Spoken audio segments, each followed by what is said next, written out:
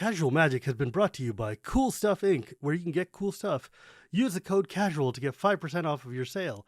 And then also by Coalesce Apparel, where you can get really cool t-shirts and stuff, and use the code CASUALMAGIC to get 10% off your sale. And by Archidekt, a deck hosting website that doesn't really sell anything, but they like me and I like them, so kindly use them. And now, on to the show.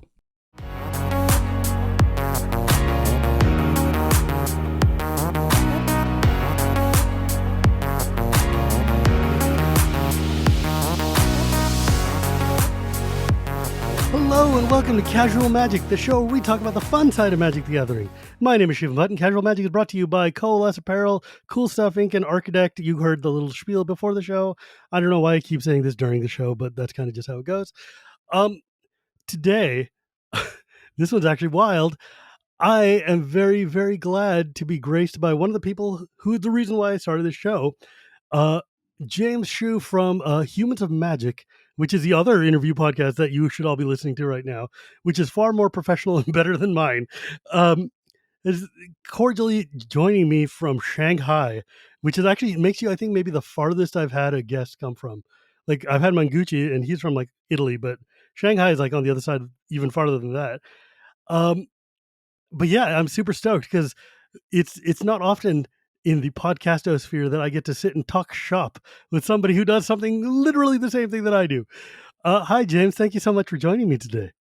Hi, Shivan. It's an absolute delight. It's an absolute pleasure, an honor to sit down with you. And I think I'm probably will learn more from you than you will from me. So you're far too kind. Well, I mean, because my show was inspired by you and by Aaron Campbell's Deck Tease. And in terms of like, oh, these guys do professional interviews with Magic players. This is what I want to do. But because I'm also me, my conversations end up much more loosey-goosey and just kind of like less formalized than, let's say, a traditional interview would be. So I want to start by, first off, how did you decide that this is something you want to do? How did you start your show? Okay, so I'm gonna do my best to not make this a super long story, because Man, it's my podcast. They don't want to hear me. Okay, especially a story that has some bad beats element to it. But basically, I have been playing Magic for a very long time. I started playing in Revised Edition with my brother, so never played competitive until probably 2008, 2007. I think it was Time Spiral was when I got back into Magic after a huge absence of just college and life, and thinking Magic was a bit too nerdy and all the stuff that you have hangups with as a young 20-year-old. Do you remember what set you stopped at? So, like I said, we never played competitive, but we were buying packs all the way up to Visions. All the way up to Visions. So you have basically the exact same window that I do, which is pretty hilarious. I still remember, I think my brother pulled a Lion's Eye Diamond, and we thought this card was completely worthless. I think it's Mirage, right? Yeah. And I remember looking at cards like Brainstorm and thinking, like, why would anyone play this card? Why did they print this card? What a worse Ancestral Recall. Why would you play it? It sucks. Exactly. So I stopped there. When 2000 was when I enrolled in university, so in Canada, back in Canada, and didn't come back until 9 years later. And so the story is basically, I got really, really deep into casual Magic, not Commander, but casual, like kitchen table stuff, like multiplayer, but without the commanders. And I got really into the Legacy format because I thought, there's all these cards from times that I missed out on from Magic, my right? childhood, right? Yeah. I missed the whole like Kamigawa GT era. I missed the Mirrodin era. I was like, wow, I can play some of these greatest hits cards. So started playing Legacy. Then I think it was around 2015, I became way too much of a Magic tryhard and competitive player and Spike. I'm still a Spike, but I have a little bit of a healthier relationship with the game. And I thought that I was basically done with Magic because it's the whole typical, you've heard this a million times, you put your self-worth into Magic. I actually started blogging and writing these things on medium.com about how tired I was of Magic, and I thought this was going to be my last words about it because I was sick and tired of the game and I wanted to write some stuff to work it out. It turned out that writing those blogs was very therapeutic. It allowed me to work out some stuff, and I got a lot of good feedback by posting it to Reddit and the internets. And I ended up making that into my first book. So I ended up writing a book which was about my Magic memoir and just how I went from a bad relationship with the game to a good relationship with the game. So fast forward, I did all that. Then I thought, this is way too much writing about myself. This is way I am A little too really not a solipsistic. narcissist. I'm not extroverted. I just like writing. I like working that stuff out. It was nice to get some feedback like, okay, you know, some of the stuff I've been going through, surprise, surprise, other people had been going through as well for what seems like decades or millennia in Magic time. And so I thought, why don't I turn the tables and actually interview and tell other people's stories? Because I'm so sick and tired of telling my own story.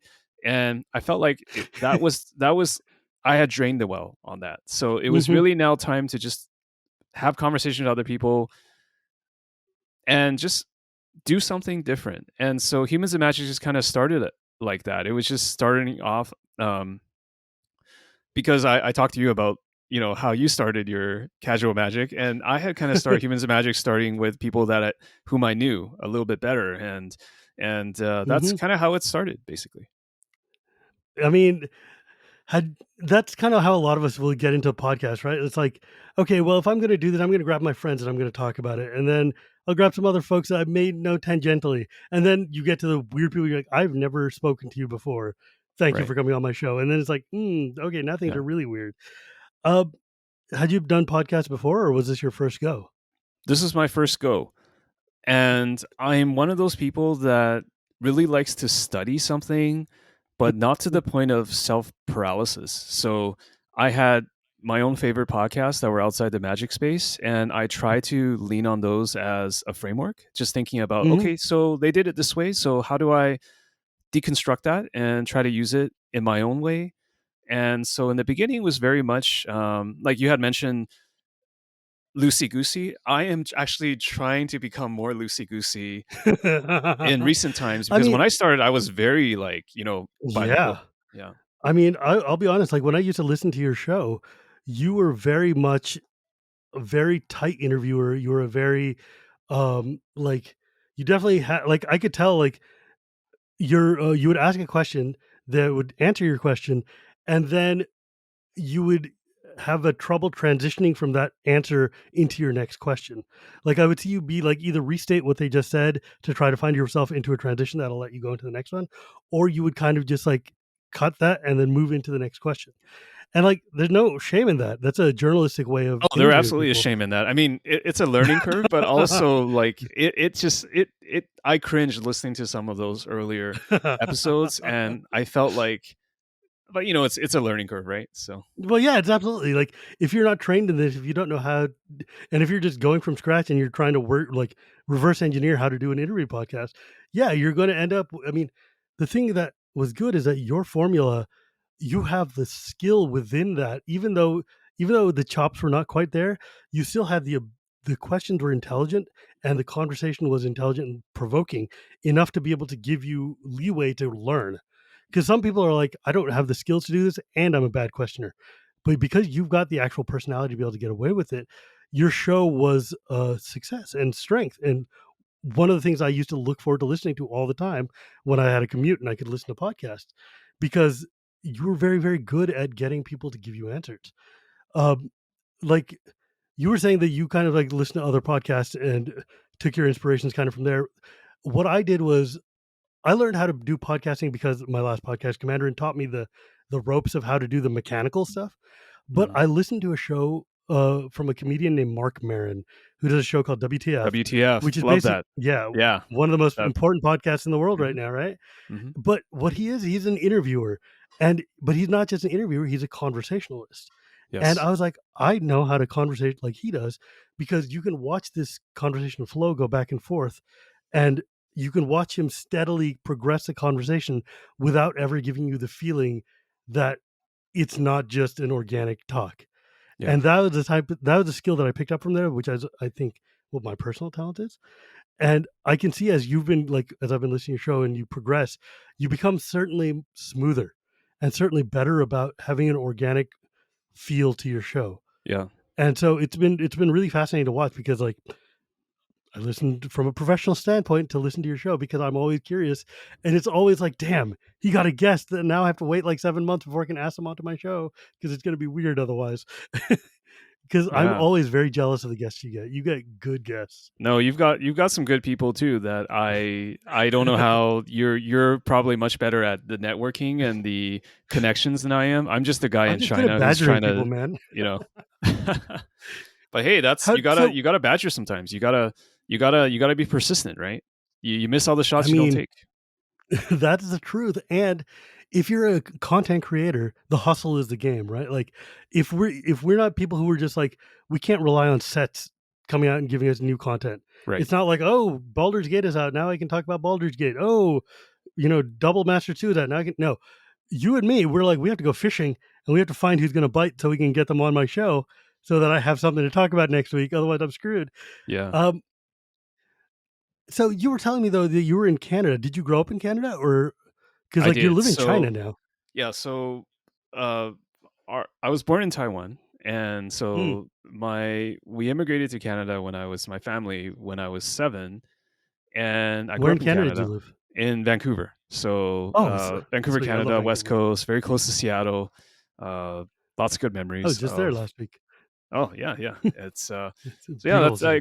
grew up in Canada, but I have been in China for the mainland China for the last 10 years as part of just Oh moving wow. here for work and just trying something different. And I kind of stayed here. That's pretty wild. I mean, given the political situation between Taiwan and mainland, that's pretty impressive that you're but I guess people aren't just gonna be asking you where you're from all the time and they don't really Well, care. they It do, but you can kind of get used to it. But I think there's also like I didn't realize this like growing up, but like well, I mean, it sounds obvious in hindsight, but the world is kind of gray, right? It's not so black and white. yeah. And Mhm. I've actually been exposed to a lot of great Taiwanese people in mainland China, and maybe it's because they're here already, so they have some sort of Community or predisposition. something. But like Yeah, a lot of Taiwanese people that friends or colleagues that I run into, they're really like they're not as like black and white anti-China as you would be inclined to believe. sure. Like they so there's definitely different Well, I aspects mean, of there's a it. difference between what the government says and what the people say, right? Like the There people are always not is, yeah. necessarily There always the always is. government like position. I Right. know because like as an Indian, I run into this a lot. I have a lot of friends who are Pakistani or Bangladeshi, but if our governments definitely don't like each other very much, and there's a whole Yeah. lot of like, I mean, when you go high enough level, you get a lot of like the political constraint and stuff. But I'm like, I have Pakistani Muslim friends who are very close to me, and nobody cares, um, because ultimately we're all just American immigrants, and we have to deal with these people. So we might as well, like, take the one random barrier that 55 years ago our families didn't like each other. We can set that aside so that we Yeah. can band together to Try protect to move ourselves from these past guys that. who Yes. don't like us now. Um, but what do you do there? What do you do in China? So basically, right now I'm a startup entrepreneur. So I'm Mm, building my own tech startup. So I've got two. The cool. first one is I've got two that I created with my co-founder. So the first one was magic related. So it's Cardboard Live. So we basically help Oh, magic coverage. We work with wizards. We that's a also big have deal, man. I know what have Cardboard Live is. created with you can stream with it whether you're individual or you're esports production like wizards. So that's what we've been doing. We had started off doing just magic, but we're also now building extensions or augmented experiences for other ccgs because Mm, there are non-magic things like ccgs Flesh out and there, Blood and Yu-Gi-Oh or that are whatever. streaming. And yeah, there's a huge potential in that market as well. And my second and more recent startup is a kind of a live streaming e-commerce startup. It's less in the magic space, but it also takes some of the learnings we've had from Cardboard Live, Mm, and it's same co-founder Wilson that I work with. And I'm very lucky to basically be in a situation where I can work remotely, and I have a a global team, right? Because our team sweet. has about 30 people now. We have engineers, designers, machines. data scientists, product managers, and the works. So it's Wow, you been have really like fun. that's an actual company infrastructure then. That's not Yeah, just yeah, you and yeah. your co-founder coding away. I worked in corporate for many years. So before doing my own startup, I was in corporate. I worked for the last corporate gig I worked for was Microsoft, and before that, I was at Oh, Amazon and Yahoo. those So are real companies. uh, multinational companies that you may have heard of. Yeah, That's pretty wild then. Like, 'cause so then this is basically your hobby, right? Like, just you're this is kicking my off and passion you're project. This is my passion project, and another reason why I really wanted to do humans in the beginning was just to help my public speaking. I thought that no matter what happens out of the podcast, whether it crashes and burns or whatever, I could still get something out of it because I'm very much a yeah. believer in working on skills that are Mhm. transferable. And what I'm doing right now is kind of like running a company, being the head of product, or basically the head of the product team, and defining the vision, the roadmap that we're Mhm. building. Like all that stuff is very much a generalist role. Like I've really Mm. leaned into being a generalist in my career. So I did not grow up thinking I would interview people. I did not. I mean, I was a coder, I was a programmer, and I kind of transitioned into Mm. more of the people side and design and talking to customers and all that kind of stuff. So I'm very Sure, sure. much uh what jack of all trades, master Analytical is of what you none. are. Yeah, Well, yeah, the thing is though that there's a the value to that though, because that makes you more flexible and it makes you more resilient to things that would rock your situation, right? Like it gives you more skills and are able to have backups in case things fail. Like my problem is that as a very I'm a generalist, but I'm not as focused. So I end up getting a lot of like 2 points at every set instead of like being really good at anything that's actually useful. But being in Silicon Valley means I know a lot of techies and a lot of tech, but I'm like the other half, like marketing and PR and content and whatever, because I'm a writer and not a mathematician. Um, yeah. but it's fascinating because like this sort of analytical approach of yours comes through a lot in the kind of way you interview people and the way you question things because you've got a very linear thought process that comes through in the way you do Mm, your shows. And that's not a negative or positive, but that's just like it's an interesting way to watch you work because it leads a conversation in a certain way that I find really fascinating. And especially when you had LSV on, that was such a good conversation because he is a very gregarious and open person and you were able to definitely lead him into places that would give like I think your skill is in giving people a prompt that then lets them fill your space, and I think yeah. that's an incredibly powerful skill for an interviewer to have, which is one of the things that I learned from you is how to be able to give a space. I mean, I say this as I sit and lecture you for a minute and a half, but how to give your guest space in order to be able to talk. Well, And I think that's thank one you of for your the actual kind real words there. I really, really appreciate that. One thing I would say to that is I've had a lot more experience interviewing people for jobs than actually doing Mm, interviews like this. So that may have come across when I initially started humans was like, because when you're interviewing someone for a job, you're trying to figure out if they're the right fit for the company. And I always had this ethos, which is kind of like, if you leave the interview and you didn't find out something about the guest or the interviewee, then that's completely your fault. This is why in the beginning I was very much like trying to structure the questions and like, even if mm, the transitions were bad, I'll just make sure I ask that question. Because if I have LSU on my show, yes. I need to ask them that one thing that I'm really curious about. And I've learned to relax so much now, where it's just let it flow where it goes. It's like a river that can't be controlled because Well, you want the guests to have fun, right? So right, exactly. It's like you and I have both had like bad interviews with people where the other person is just like they're not giving you nothing, right? Like they don't you're want to getting open like a up. sentence. They're Right. just really guarded, right? They Yeah. probably didn't even know why they were doing it in the first place. So Yes. Or it's like I'll give you one or two sentences and then it's kind of like, yeah, ugh. yeah, And you have to work to get those nuggets out, right? yeah, And the thing I've learned that's why before I start my show, I always like try to have a little bit of a pregame chat with the players and just kind of relax them, get them in the mood so that when we get rolling, they're already in that kind of space. Because if you, but even then, some people are just like, I'm here to do a thing, and we're treating this like a press junket, and I'm walking in and walking out. I'm like, dude, this my show's a conversation. We right. need to have a conversation. Yeah. There can't be like this gap.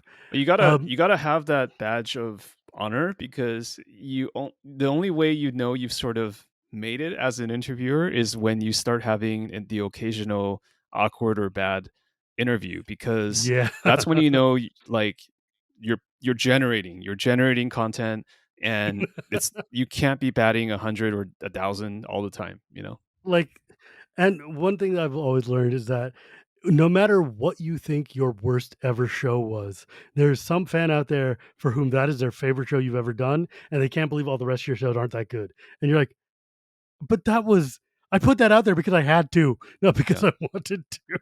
That's also an interesting one because it's sort of like public speaking, right? I think we've all had these situations where you have to give a speech or a presentation, and in the moment you feel so terrible, like you feel like I bombed it. But sometimes what I found is like sometimes you ask somebody afterwards, or you look at the recording and you actually look completely fine, and nobody noticed that you were bombing because everyone's just so involved in their own heads. So they're not worried about you because they're thinking about some other things. So sometimes what you think is really bad is not actually as bad as it is. You know what I mean? Right. But I mean, it always feels different when it's inside your head versus when it's out in the world and you're like, "Oh god, you can't see that I'm dying. Can't How come nobody else is noticing how bad this is?" No, it's like Yeah. it's because when you've been doing it a long time, you get the kind of gist of it. Um, what have you learned the most in doing this project? Because your book was cool and like your shows are cool, but what have you gained out of this? You've been doing this for a couple of years now. So, what would you say that your learnings and takeaways from having interviewed and talked to people has been? That's a good question. I would say just learning to give up control, because in my life, whether it's work, personal, other, I always want things to have structure. I get frustrated sometimes when things lack structure, and what I've learned from doing Humans of Magic is just that it's kind of nice and freeing to let go sometimes and just Mm. learn to go with the flow, and maybe not have an outline in front of you with all the questions, and just see where the conversation goes. Because ultimately, I think doing an interview, and you people may have different reasons, you may have different reason, but ultimately for me, it's curiosity. So it's just like I want to Mhm. get inside the head of the person. And there's always some Yes. themes we're going to be touching, whether it's like performance or it's about some specific issue. But fundamentally, I want to just draw out who they are. I want to like Yes. I okay. I'm going to use an example here, and hopefully, it's okay if she listens to it. Right? I did one with Rachel Weeks, and I could pretty much tell in the first half of the interview, like Rachel was like, "Who is this guy that asked me to do the interview?" And in the beginning, the first half was very much like, "Let's just talk about magic stuff and Commander and all that stuff." But I think she really started to open up in the second half, where she really had this sort of realization that James did not just want to talk to me about magic, because I started asking her about comedy and do you miss comedy and how does comedy and magic play together? And I think there was a kind of light bulb moment for her. I can't speak for her, but that's how I felt in the moment, where she Where was she like, "Oh, this guy actually wants to know about me."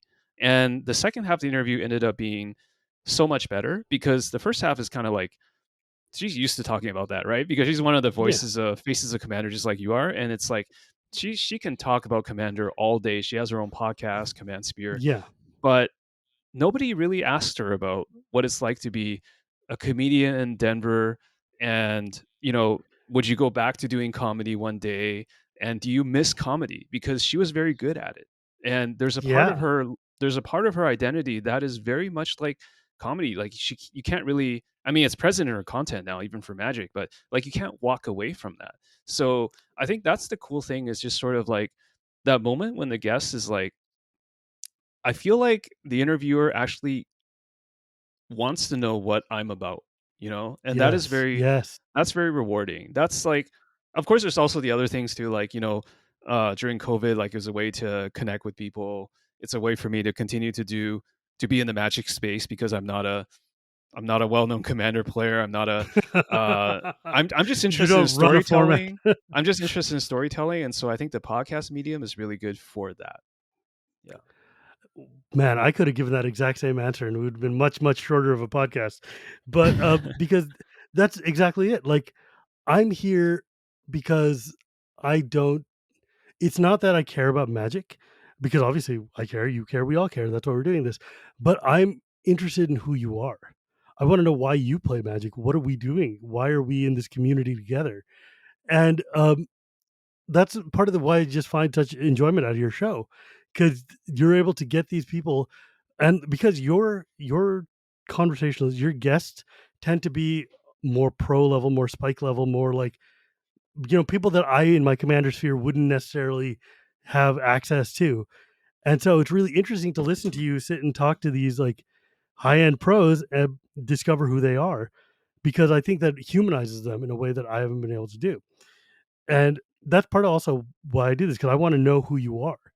Like, um, I don't know. I find the real joy in this is in like discovering cool things about people, and then when we meet up and we're like, "Hey, we had a great conversation," and it's fun and it's like lively, Um, I don't know. I just really enjoy it. I really, really enjoy like listening to stories being told, and enjoy being able to tell these same stories.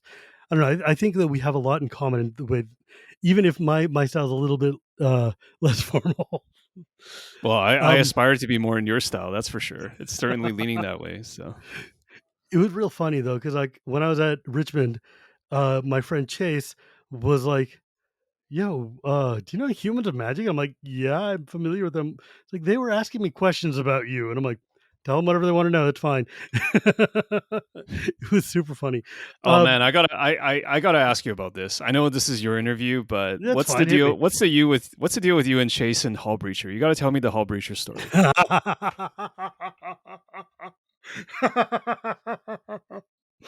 Oh man. So Chase is like using Hull Breacher all I mean, Hull Breacher is a messed up card, right? It's like It very much it, is. it's like one of the most busted cards. It's the dumbest card they've ever made. And Chase was like, I'm gonna use this card and I'm gonna play it in my wheels deck and it's gonna be gross and awesome. They were doing basically with the Hull Breacher exactly what we were worried somebody would do. Mhm. Build like an Is It deck with all the like, the wheels effects and the time twister effects and whatever, and just start locking people out of the game or just doing terrifically bad things. And Chase went up like right after pandemic lockdown broke down. They went up to New York to meet with some folks or some of our friends, and we're playing. And the first thing they do, first game they play is like, wheel lock Teferi's puzzle box, Hull Breach or somebody out of the game. And I'm like, Chase, what is this misery device you've built? And like the next week, the RC banned Hull Breacher. I'm like, this was your fault. You were Ah, the one who brought it's this on on. you. Yeah. It's your fault. This messed up ass card is now not here anymore. Um, God, dude, I have gotten into so many angry discussions with Wizards of the Coast about them making cards that in a vacuum are clever or interesting or are really great for, I don't know, vintage or cube or whatever, but in a standard table of a generic commander game are heinous and messed up. And it's like, come on, dude, what? Look at your audience. This is not what the game your audience wants to play Magic. I have Yes, you got to to stop the rampers, I but have come to on. respectfully disagree there. I don't think Hullbreacher and Opposition Agent in these cards are good in any format. I don't think there's any format that they're actually fun or reasonable in, and that includes Legacy and Vintage.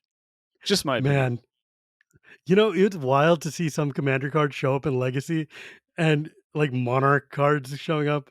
And it's so funny, especially when you look at like, you see, you're watching an LSV stream or you're watching a stream with some like Turbo Spikes playing, and they're doing vintage cube and a commander card shows up and they're like, what even is this crap? Yeah. Where did it come from?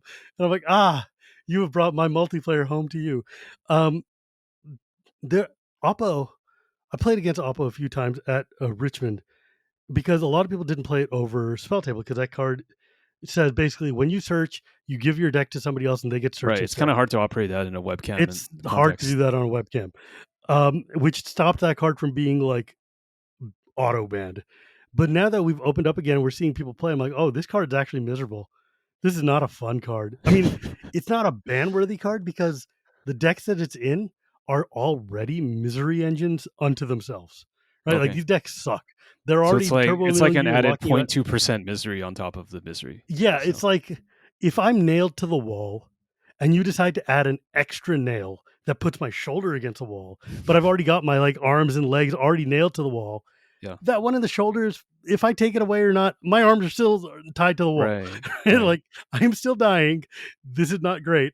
But one extra death is not going to make it Well, better it's or also worse. like I feel like for competitive players, we're a little bit better with getting like asking someone to, Hmm. if they have to touch our decks or cards, and shuffling, of course, before the game, shuffle your opponent's deck, make sure you cut it. Oh yeah. But I'm not sure how many Magic players love just having other people touch their cards and go through their Oh no. decks, right? There's a whole It thing really, around, really there's a whole grates can on of worms people. there as well. So There's a whole bunch of cards like Gonti or Bribery or uh, Treachery. Is it Treachery or not Bribery? Whichever one. The one that lets you dig through their deck and yeah, pull out a creature and put it into play. Like this whole class of cards that lets you basically just take cards out of their deck. And in competitive play, when you're just using draft chaff like lands and you're using, whatever generic sleeves that they give you in the box to play your tournament, who cares?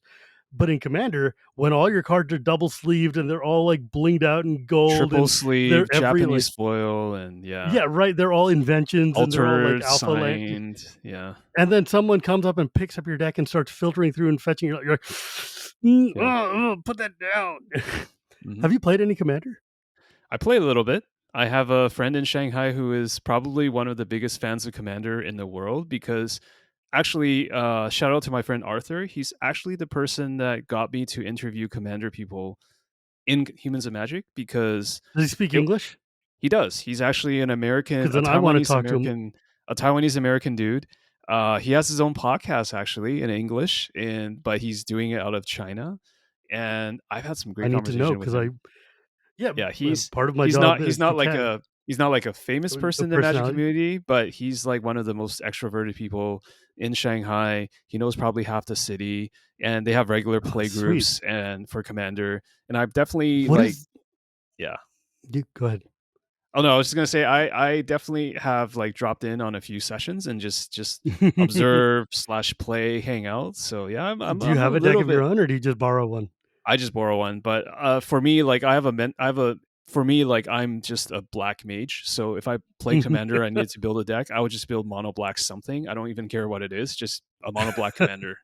Actually, do you have any Did a lot of recommendations for really that? fun. Did a lot of fun mono black commanders. Actually, it's like as long as you're not doing Turgrid, I think you're okay. Turgrid is a heinous card in Commander. Okay, Um, even the name but sounds like, heinous. yeah, it was one of the it was like hand basically it's like hand destruction, and also anytime you discard a card, you exile it, and I get control of it. It's from Kaldheim. It was a miserable card. Hmm. Um, but I'm actually really curious since you bring it up, and I had totally forgotten. One of the things that on the CAG that I'm always trying to learn more of is what it's like to play Magic in other countries. And what is it like to play Magic in China? Oh my god, like China is one of the few like emerging markets for Magic. It's very different, right? Like we had Hmm. in the olden days there were cards that weren't able to be printed in China that had to have different artwork Hmm. because of like there were taboos and stuff associated with them. Or like they put out the Jiangyangu and Mu Yanling like special intro starter deck to bring people in, That even though I'll I'm tell like, you that one why fell would you flat. put Yeah, nobody played that yeah, because stuff. why would you put Nobody cared. garbage cards into an intro deck? Like, if you're gonna get people to play, give them cards that are exciting. Hmm. But that's a different issue. But I'm really curious, what's it like to play Magic in China? What is the scene like? Where do you get your cards? It's pretty widespread. I would say Commander is probably the most popular format now.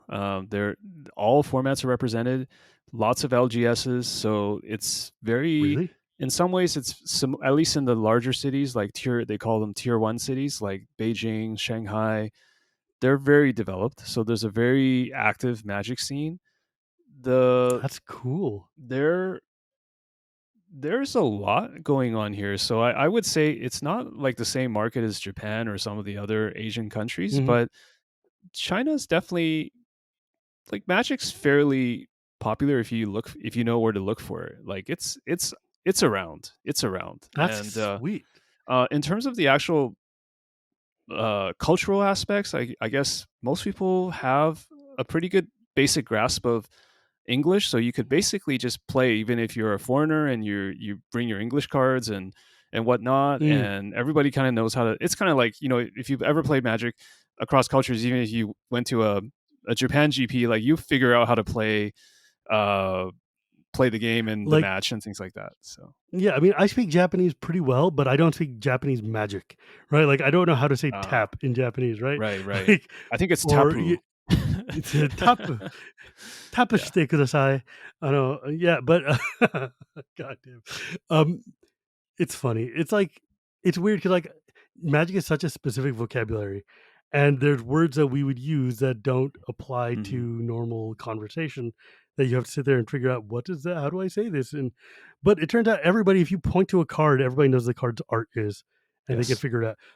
Which is one of the problems with modern magic, and the fact that every card's got 38 different artworks. Yeah, You're I like, don't recognize the cards anymore. It used to be I have that no idea. I could do that because I'm really big on German cards. So actually, a lot of my legacy decks are all German, like Willenskraft instead of Force of I have a Will, and Sonnenringe for my German Soul Ring. yeah, I love it. and black border, right? German black border, and I Hell got yeah. the dual lands in FBB, and Yes, yes, yes. yeah, so yeah, What's I like your that. legacy deck of choice? I usually play Delver. Delver is like the fun police, the spikes, the spikiest of spiky decks. Which version of Delver do you play? It's basically whatever is the winning builds. Whatever the So meta right is now right it's now? blue red Delver, expressive iteration. They Mm, banned Regavan. I had Regavans. I still use them for modern because that it's card's still so legal good. there. It's And so broken. yeah, I play that. I'll play like fun decks every once in a while, but I think a few years ago I just realized like you have limited time and you want to play a tournament, you want to win, just try to play the best deck. Don't try to be a hipster and play like the deck that beats the best deck. Just play the best deck. That is definitely a Cedric Phillips philosophy right there. Like my legacy deck is elves because I love legacy elves. I love comboing off. I Oh love yeah, just that's very getting intricate. drawing a crap ton of cards and then just going Mhm. Crater Hoof and calling it a day. Yeah. Um, but legacy is such a I love legacy. I love watching legacy, but sometimes you get real deep in the weeds playing. Like if you're playing a legacy Jund or something, it's like, oh god, I don't know what the hell's going on anymore. Um, yeah, I'm just so fascinated by like. Do you speak Mandarin? I do. I mean, you must. I've You lived there yeah. for 10 years. Mhm. At this point, I would hope you do. Um, Mhm. but did you grow up speaking Mandarin? But they speak that in Taiwan too, I did. So, right? I grew up in so after 7 Well, after the age yeah, of 7 I yeah, moved to Canada, but we spoke Mandarin in the household. So, I never really lost that, which I'm very very very happy and grateful for. yeah. That has certainly helped Same with me Gujarati for me. decades later. So, yeah. Yeah, I mean, what do your parents feel about the fact that you live in China? Well, they I mean, they prefer that I would be in Canada because they're over there, but, Right? that's, Why don't you come home? It's like, why do you got to be exactly. so far away all the Yeah, time? you're always gonna be Uh, their child, so and, well, that's yeah, all good, and, but I think they're kind of I mean, 10 years now, so that's a long time to they've live accepted anywhere, that, right? it's not a temporary, trip or anything. Yeah, I think if I had moved to Japan when I lived there, 10 years on, my mom probably would have just picked up and moved to Japan with me. Ah, okay. Uh, she's very clingy, but I moved back because Japan was not a place that I wanted to live very long term. It was cool though, but I never got to go to China. My wife did, and she got to go see Shanghai and Beijing and stuff, and I always regretted that. I've always been very excited to see China because I've been to like every place around the periphery, but I've never actually been to China itself. Mhm. Um, so do you still buy packs? Do you still play Magic like actively, or you I just do. like keep your decks and play once in a while? I do. I buy mostly singles now, I would draft once in a while. I'm very big on Magic Online, but also into the physical play. So I would definitely Mm, play, the modern legacy weeklies, and if there are larger events, I try to play them as well. Yeah, cool. I mean, it's always fun to see people like. w- So really, they play Commander over there? It's they so do. wild to me. Like, It's and you know what's really wild? I didn't even remember to mention this until now. Like card availability can be a bit of an issue. I mean, yeah, it's kind of a thing all the time, right? In many countries, but especially especially in in eternal China, it's formats. like Yeah, they never really had uh like because I think we were talking before about how Commander is like a format where these cards that are forgotten are now getting seen the light of day, yeah, and so I think Commander cards are actually even more expensive in China when converted to the US dollar for some of the cards. Like there's just cards that are very hard to get. Like people have to basically import them into the country, and right. there's a whole market of that. And Because so yeah, it's not a I mean, I know I when just I was admitted I don't play that much Commander. Like, it's not a cheap format, it seems, because if you really want to like use the staples of the format, you have to kind of sometimes you have to go out of your way to get them in China. Right, So like, if Grim Monolith was never printed in your country, it's gonna be very expensive to get one and mhm. bring it over, right? Or, like, whatever random Not to commander mention staple it is. just like the average Chinese income or salary is just lower than an American's. Yeah. So when the Like, how cards are much do magic priced the cards cost same, there? I mean, Like, it's pretty much the same. Like, I think simplified Chinese goes a little bit cheaper than English, but if you're looking at English like a straight one-to-one comparison, it's pretty much around the same. There might be some exceptions, like certain commander staples might be a little bit higher, like 15%, 20% higher, but it's roughly the same. So I'm just saying that all things being equal, having a lower wage or salary, yeah. that adds up. The value of So. a pack has become very different when you're making 1/10 of the salary of somebody in America who can afford to buy a $4 pack or Oh, whatever. it's not I 1/10. I mean, in Well, yeah, in but I in mean, Shanghai, when I was Beijing, talking, it's like, folks in definitely Brazil, definitely for not instance. not a huge gap. Yeah, Yeah.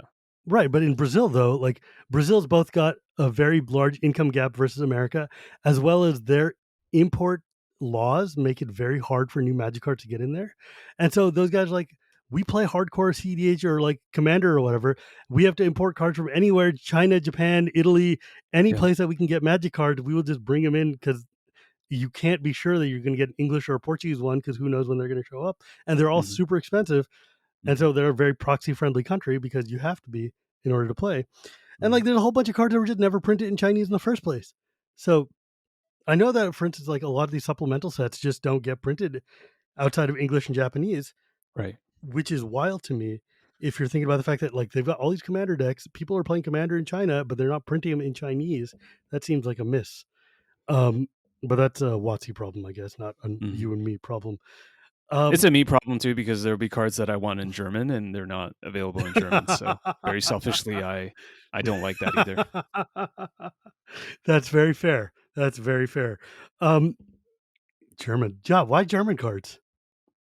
I just like I just like the way They they just look cool. sound.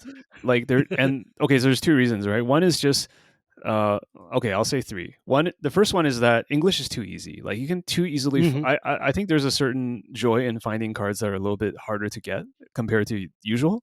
So that is a very hipster take, I guess, or a very contrarian way to look about things. Secondly, I like the way they sound. I like just saying them out loud is very interesting.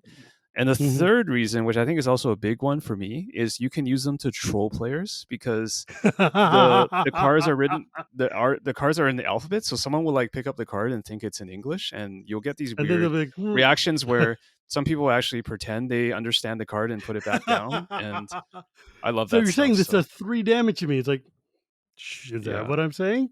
yeah, I don't know. What got me on German is the first time I saw Wild Nicodle in German being mm. Wilder Nicodle, and I Wilder was like, Nikado, "That yeah, is hilarious to me." yeah, yeah, That and, Bronze Bombshell being like Sex Bomb or something like that. yeah. I'm like, "This I need to get more German cards." It's But I just interesting like the fact. because if you ask the native German speakers, they'll be like, "I don't want German cards because they're too literal." I've Yeah. had my friend Julian tell me about how the literal stuff just sometimes it just goes way overboard. So it's kind of like when I look at some of the Chinese translations of the cards, and it's just like, I don't want this. So it's like what some other culture doesn't want, I will take, and vice versa. I think that's what makes Magic so interesting. Like, I try to limit myself to the languages that I can read and speak comfortably in order Mhm. to when I buy foreign cards, but that's still, like, half of the cards that Magic is printed in, so it's not that bad, but then I was like I used to have, like, decks that were, like, full foreigned out, but with Commander, I realized that it's such a pain in the butt to have to keep explaining a card to everybody else at the table just Yeah. because maybe they don't all speak Russian or whatever, and I'm like, I'm just going to leave the flex to cards that I don't need to explain. Like Mhm. this tropical island is a tropical island no matter what language is printed in. We all Right. know what it is. La Isla Tropical, you get it. Yeah. But I'm not going to be like word O block O text like cryptic command. I'm going to keep that one in English. That's not going to be like my French cryptic command or whatever the hell. Um, Yeah, sometimes it's uh, also tough when you have to. There's only the old version of the card, so you mhm. have to read it. If you want to read the card, then you have to look up Gather anyway. So it's You have like to look at the Oracle they text. need to do like a new oubliette. They need to do a new whatever because Well, these they cards are hard enough to understand as it is in Gatherer. So you might as well just start printing them. Uh, just yeah, reprint them seriously. or something, right? That's Give another me the discussion. Oracle text on the card, please. But sometimes, like I've learned this from doing my Scryfall randoms every day, that sometimes you get cards that even the Oracle text is like 3 times as long as the actual words in the card, just because it's Yes. such a BS card to try to Yeah. understand. And that's when you know that the designers need to be reined in And then with there's like stuff. 5 paragraphs explaining how it actually works, and that's always fun. So, And as a commander, as a member of the ruling body, that means I have to memorize and know all these rules, because mhm, somebody's gonna be like, "What happens if I take a mutated creature and then myriad it out? Do the myriad copies also have mutate?" And it's like, "Yes, they do, but they still die mhm, at the end of combat."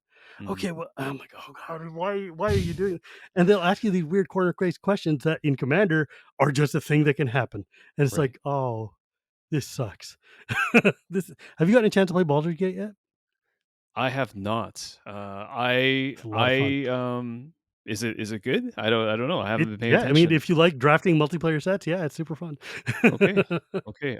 I mean, I enjoyed Baldur's Gate, the games, so I should probably get on that. Yeah. What else do you do besides podcast and work on startups? Like, what's your fun time? You mean just hobbies or fun? Yeah. Well, I really love running, so I've always really enjoyed long distance running. This morning I went out for a run before we recorded. That's just something I enjoy for relaxation. I definitely did not grow up athletic at all. I'm flat footed, but I enjoy the sort of the solitude and the alone time in running. So that's Mm, something.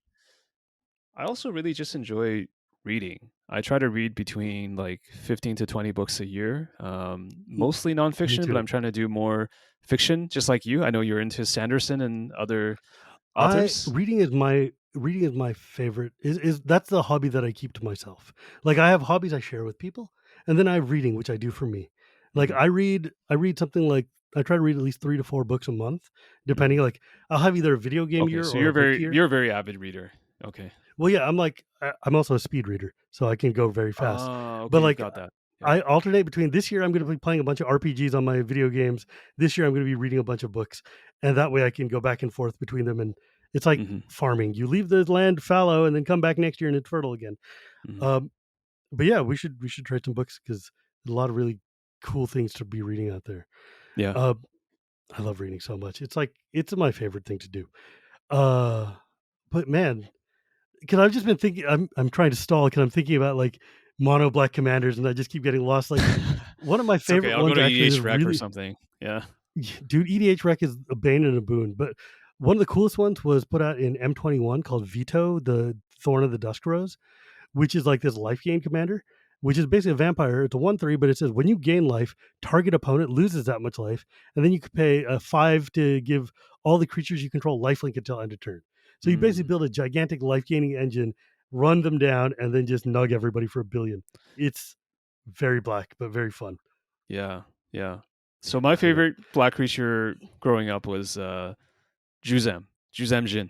I And love me a Judgment Jin. it was like I know that's not a thing in Commander or a thing in Modern Magic, but if there's some way that That I can do like the Juzam Jin or the Dark Confidant, like greatness at any cost, like hurt myself to hurt you, like I would be all up. I would be all for there that. are so many commanders that are all about that life. There's like a ton of commanders who are just like every time you take a life, uh, every time you take damage, nonsense happens.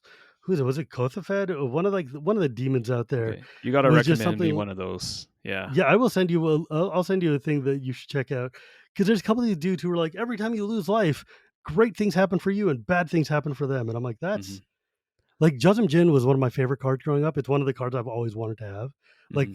Serendib Afreet, which is its little brother, is like one of my favorite cards of all time. Yeah. Yeah. But it's just not a good commander card. I couldn't afford Juzam at the time, No because one it was can. already a very high priced card. My brother and I were just buying booster packs and playing whatever we could get our hands on. And Yeah. that's actually why I got back into Magic, because I was so oblivious to how Magic had evolved, and I saw Mm. that in Time Spiral there was Plague Sliver, and I Oh, was like, this is a kind of a functional reprint it's of a Juzim Juzam. Jin. of course is worse, right? Because you have 2, then Yeah, you take 4 damage a turn. But right. it's like then I realized very quickly, okay, that card. There's a reason why it's a 25-cent rare that I bought from eBay, or like 25 cents for a playset or $1 for a playset. But uh, that's my jam, you know. So if there's I some love that commander, card, man. yeah. And but I do There are want a to know, lot like, of why I do want to know why do you said EDHREC is a bane? Like, what's up with that?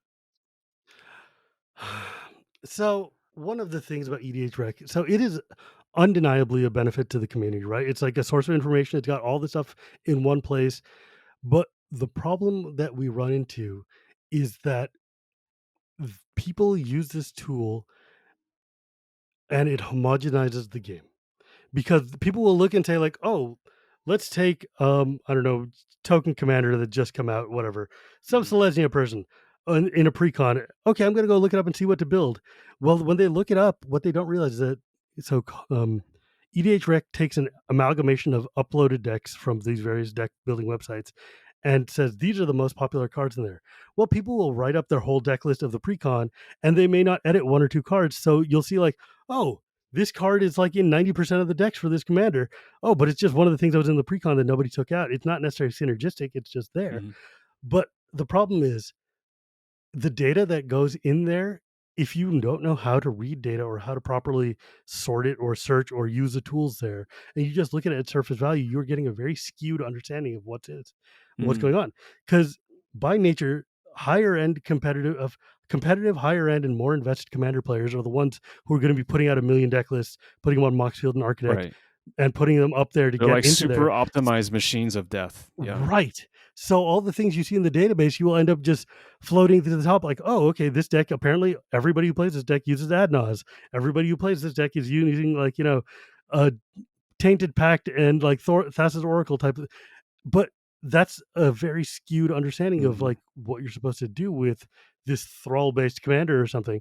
Mhm. And it's also if you use it as a crutch to just like the way you should be using a tool like EDHREC is you should build your deck and then you should go there and find out what other people are doing and see if there are any interesting holes there that you can grab and fill. You shouldn't be using it as a template from which to start. Mhm. Because if you do that, then you will be leaning on the resource almost like a crutch. But I don't like using that idea. I don't use it because that's too negative because it is a very useful tool. Mhm. But there's a data understanding problem that people are very shallowly aware of how to use data. And so you end up with situations where they're like, well, this is the most popular card on EDHREC. It must be the best one. Let's just go with it without thinking why or how or contextually what Right. it does for your deck. Right. And it takes away a lot of the creativity that's innate in the genre, Mhm. I think. It's I don't know. basically What do you like think about having like, yeah, go ahead. the new age dojo where it's like everything is just like, let's look at the Ex- top deck lists. And not to right. say that Exactly Magic, like that. not to put a huge judgment on like Magic net decking, but it kind of sounds like that. It's exactly like that. It's net decking is the exact word, but I hate that like kind of like negative aura that comes along with net Yeah, because decking. there are people that want to But get started, and it's nice to have that yeah, framework, it's but very it important to you don't have like a template. it doesn't end there, right? You got to start with it, but Yes, don't end there. Yeah. that's exactly what I'm trying to get at, which is that it's a good place for you to begin your look, but you shouldn't use it as the only source. You shouldn't use it as the only thing you're doing because otherwise you're just going to end up building a by the letters deck. And I mean, in a competitive format, net decking is fine, right? Like you want to play the best deck this week, you want to win, so play Naya runes or play whatever it is you're doing. But if you're playing a format which is based on personalization and personality, having a template is great to get an idea of like land percentages or what are good utility artifacts or whatever. But it's not a good way for you to. You shouldn't net deck the whole thing. You should Yeah. use it as a template and then start adding your own flavor into it. Mhm. I don't know. But I don't also whatever, man. If you're playing and you're having a good time, then don't listen to me. Do the thing that makes you happy and just enjoy yourself and create a thing. Mhm. And you, my friend, should look up a creature called FAIN the Broker, which came out in one of the it came out in one of the Strixhaven precons, and Okay. it's a mono black creature that has first three abilities on or four abilities rather.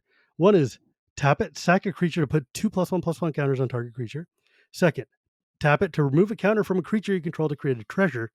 Third, tap it and sack an artifact to create a 2/1 flying inkling, and then you can pay 3 and a black to untap this guy. So it's basically like an entire engine unto itself that allows you to start building aristocrats builds or going Saki or starting to get a lot of weird value accrual. And it's Mm. just a really tricksy way to build mono black that gives Mhm. you a lot of different directions to go in. Yeah, I've got it up here in Gatherer. That sounds pretty Yeah, cool. it's a neat and off the beaten path kind of commander. Mhm. So it gives you a more unique kind of I mean, like, that's my jam, right? Like, I love seeing people doing things that I've never seen or combinations of cards that I've never seen. I just really enjoy it. Right. Because there's But some commanders where you look at it and you instantly know what they're gonna do. So right, and it's boring. Like, I get it. This card says I'm good with every trample creature, so put every trample creature in. Yay, we're done. mhm. Or it could be like, if I have 12 cards out, this is gonna do something awesome. Good luck. But I mean, that's just my personal taste. I Mhm. mean, Mhm. but my friend, you and I have now been talking for like 4 hours or something since we taped one of yours before this one, and it has been an absolute delight, and I'm so grateful we got a chance to talk. I'm again a big fan of yours for a long time. I'm really glad that we were able to connect. Thank you, and thank you for inviting me onto your show. It was a real pleasure. So, if people wanted to find you, your show, your content, where could they go? Humans of Magic. So it's one word, Humans of Magic. You can find me on Twitter and Instagram. So Humans of Magic. And I also have a website, humansofmagic.com. That's the best place to get a hold of my content. And I'm glad that you're gonna be coming out weekly now. I'm really excited to see what else you could do, and I'm looking forward to get angry at you when you steal another guest from underneath me. We should Like, I probably was like, "Oh, coordinate man," that a little bit more. Yeah. yeah, I was like, "Oh, man, I'm gonna go get Newmont." Oh, this week on Humans of Magic, Newmont the Nummy. I'm like, "God damn it." But, No, you got a way you got a way more diverse range of guests than I do. So I'm just trying to catch up with you, my friend. well, anyways, thank you so much for coming on. And as always, my friend, if you want to find me, you can find me at Gearpuri Gears. You can find the show anywhere podcasts are sold, or at Cool Stuff Inc. every Tuesday, or at YouTube sometime after Tuesday when I upload it. But remember, my friends, it is not magic without the gathering, and we will see you next time.